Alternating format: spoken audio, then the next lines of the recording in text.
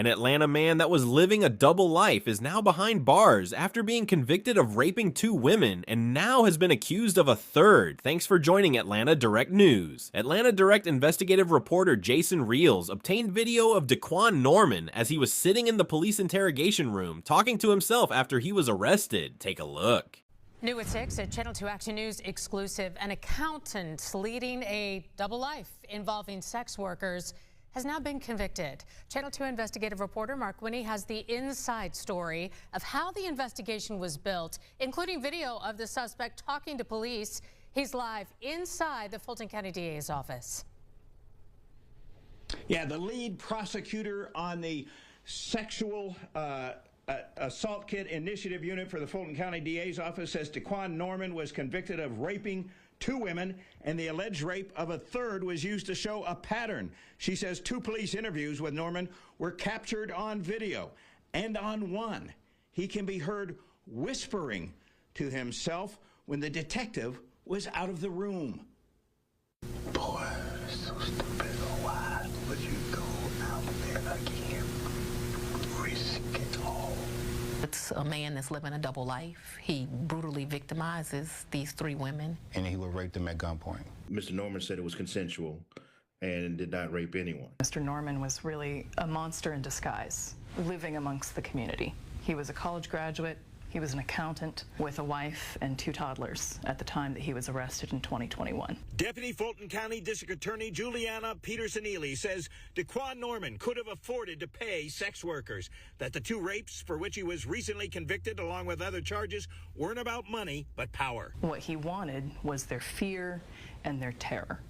He enjoyed the fact that he was taking this away from them at the end of a gun. But that now he will pay with prison. Judge Cox sentenced him to 3 consecutive life sentences plus 65 years in prison. Ms. Peterson-Ely says there was a third rape alleged against Norman, a 2004 incident for which he wasn't tried, but the case was used in court to show a pattern. She says the victim was willing to testify but died last year, 20 years after the incident. Everyone who finds themselves a victim of any type of crime in Fulton County is worthy of justice. Chief Senior Assistant District Attorney Terrence Miller says the rapes for which Norman was convicted were in 2004 and 2020, the latter involving a 16-year-old victim.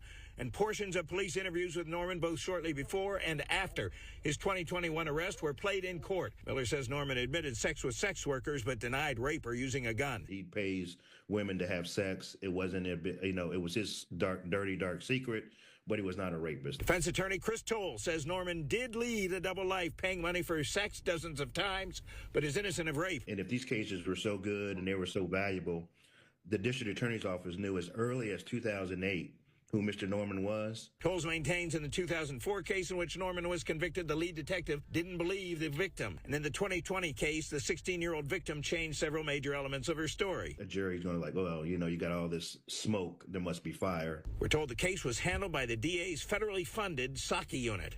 So SAKI stands for the Sexual Assault Kit Initiative. Thousands of cases from the 80s, 90s, even early 2000s were just left on the shelf, and they were not investigated. We have been able to investigate those cases. Now, Ms. Peterson-Ely says the alleged victim who died had turned over a new leaf and was helping other victims. She says Norman was actually held in jail for a few days years ago on that case, but it did not move forward to trial and was ultimately dismissed.